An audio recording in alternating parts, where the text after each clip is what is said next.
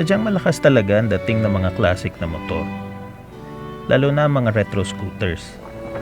Aminin na natin, kakaiba ang satisfaction na dala ng yabang factor ng mga ito.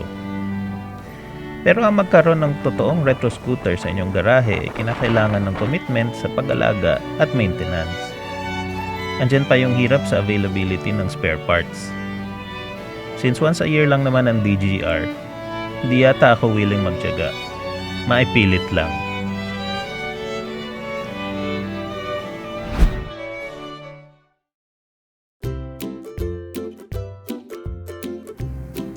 Kaya marami sa ating mga riders na makaluma ang taste ay mas pinipili ang mga new models pero old school ang styling. Neo-retro ika nga. Sinauna ang itsura pero makabago ang features para wala pang ganong issues sa maintenance at reliability. Isang halimbawa ay ang Kymco Like 150i. Elegant at classic ang dating pero puno ng modern technology sa loob.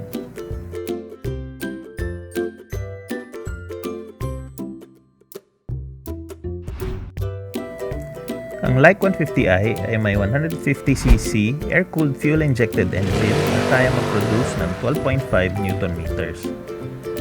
So wag kang malinlang sa cute na itsura nito dahil halimaw ito manakbo. Sa experience ko, ang Like 150i ay isa sa may pinakamalakas na performance sa 150cc category. Mas better pa nga ang performance niya sa ibang sporty scooter sa market ngayon. So minsan ay may konting kadyot na mararamdaman sa pagbitaw ng throttle sa stop-and-go traffic. Smooth naman ang power delivery kahit anong rev range.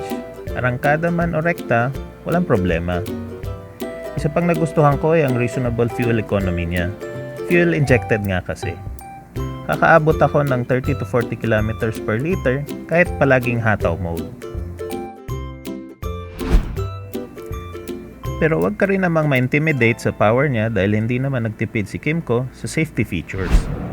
Meron itong Bosch ABS harap at likod kaya wala kang kaba during emergency braking. Full LED lights na rin ang Like kaya mas safe ang biyahe, araw man o gabi. Para sa akin ay comfortable din ang ride. Di siya matagtag kahit 12 inches lang ang gulong.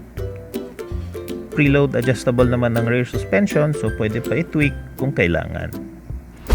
Stable din ang handling, mabagal man o matunin ang takbo. Mababa kasi yung center of gravity niya dahil may fuel tank sa ilalim ng floorboard. Maraming useful anik-anik ang Like 150i. May folding bag hook sa harap ng upuan, may lockable glove box at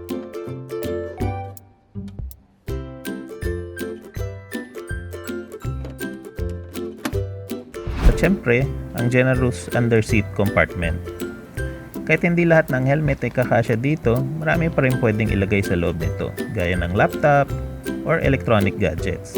Lalo na't may built-in USB port ito sa loob. Pero syempre, ang pinaka-unique na feature ng Kymco scooters ay ang Noodoe interface.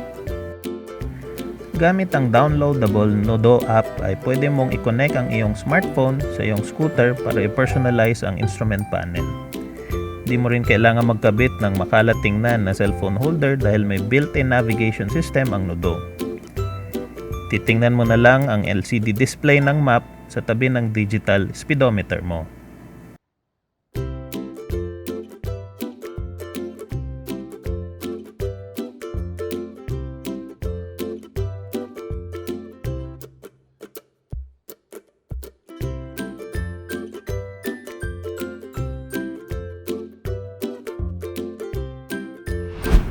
Ang Noodoe equipped variant ng Like 150i ay may SRP na 139,900 while yung standard variant ay 119,000. So mas type ko yung mga color options ng standard variant, mas bet ko yung Noodoe variant ng Like 150i. Alar, millennial. So eto na tayo sa Mahiwaga Elepante. Kapresyo na niya yung sikat na Italian brand na retro scooter. Oo, pero ang kapresyo niya ay yung pinaka entry level sa lineup nila. Ang tanong na lang dyan ay alin ang mas magbibigay ng better value for money. Doon ba tayo sa feature pack na sulit o dun sa pang metrosexual na scooter na medyo bitin. Sabi ko nga, di ako willing magtiyaga, maipilit lang.